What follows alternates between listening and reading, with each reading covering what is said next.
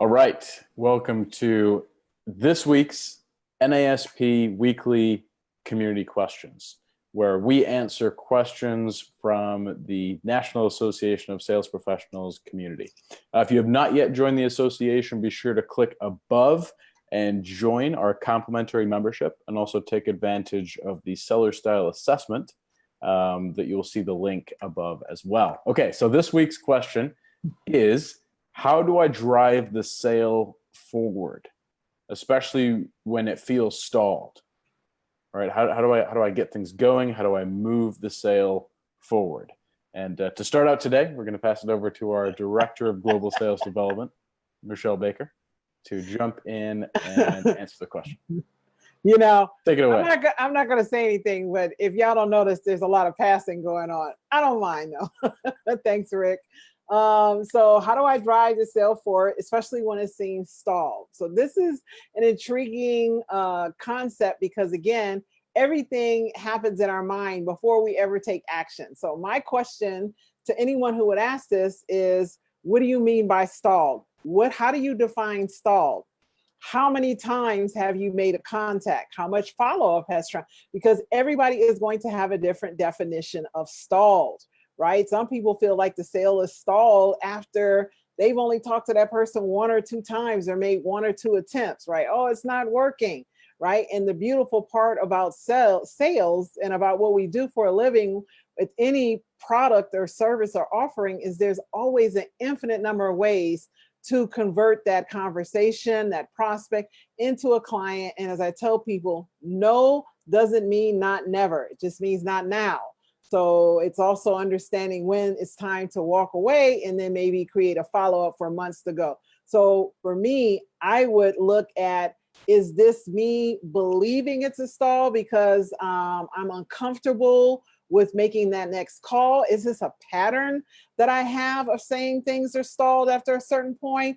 And if so, be willing to push past. I mean, statistics show that 80% of sales are made on the 5th to 12th contact, and only about 10% of salespeople actually make more than 3 contacts, right? So you want to think about that. What number of contact is this? And are you going to be part of that small legion of people who actually are willing to do whatever it takes, no matter what, to show the massive value that you have to create that win-win for your client? So stall may just be a feeling, something you've made up in your head, a pattern or a habit that you have of not following through and going all in with the belief in your ability to deliver massive value for that client. Rick, your thoughts? Love that answer. How do you define stalled? Because I think in the question it said, how do I drive the sale forward, especially when it feels stalled? So inherently, this situation, someone is feeling like the sale is stalled. So how do you define stalled? What does that mean to you? How many times have you reached out? Have you joined the small legion that Michelle referenced of people who reach out consistently? But when I read this question, when I heard this question, the first thing that came to mind for me was commitments and work backward. So sales is influence, right?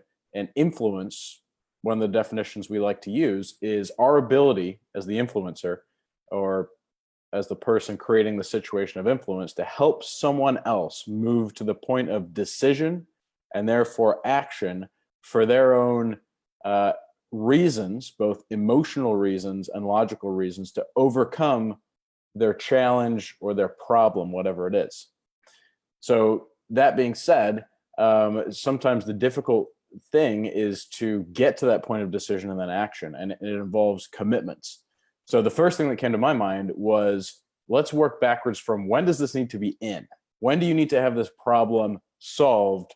When does your maybe boss, the owner of the company, the people, whoever's managing you, whatever it is, and I'm speaking to the buyer here, when does this need to be done? What's your deadline? In order for management to be happy with you, and I wouldn't phrase it this way, when do you need to have this done? And then work back, well, how long is it going to take to do? And then what is your process on your end to go from a quote to an approved quote to getting the down payment in? And then what is it going to take on my end to get my team together, my engineering team, my support team, whatever it is, and work with you and whoever else is on your team to get the quote finalized and in the right place. We've got to account for that series of weeks, especially on a B2B sale. We know things don't happen like that. So now that we've worked all the way back to today, what is our leeway and what's our first commitment? What's our first date commitment? And when we can help the buyer commit to that first date, now all of a sudden I don't feel stalled because I know I've got a date of first commitment. Now, not to say that the sale might not be made and we may not be the winner, you know, don't necessarily win every time. If you do, I want to learn from you. So it's, you know, it may not be a sale, but it's not stalled. It's moving forward and we've got a deadline. And then after that first deadline, it's always a good idea to say, well, okay, when you've made this decision, you know, what's the deadline for getting the payment in? Because once we get the down payment in, that allows me to engage my team in this way, which then puts us this far out. So we have a first hard commitment, and then further out, we have soft commitments on a projected timeline. So to answer the question, what do I do when the sale feels stalled, is get an outcome of solving the problem and work backward to the first commitment and put a date on that first commitment. And all of a sudden you've got a date, can't be stalled if you've got a date commitment for the next action in the sale. And any final thoughts, Michelle? No, I just said no. Yes. I love that I caught that, right? Yes. The thought is, again, going to the habit, right? So the reason many people, as you mentioned, feel stalled is because they don't have a date commitment. So that means recognizing and hearing this right now, you're going to think, well, how do I get the date commitment? Because if it's something you're not doing, you're going to immediately feel comfortable. Remember, anytime you do something you've never done before, that uncomfort is the first thing that happens, and push past it. Because remember, you're valuable. What you have to offer is valuable. The solutions that you're bringing. So bringing on board and asking them like what they would like to experience, you know, based on where we are and what your desired outcome is. That's how you start to move towards getting that date commitment. What is your outcome? What, in a perfect world, what would you like to happen? And then you go into when would that like to happen? And that lets you know how, as Rick said, you get your date commitment.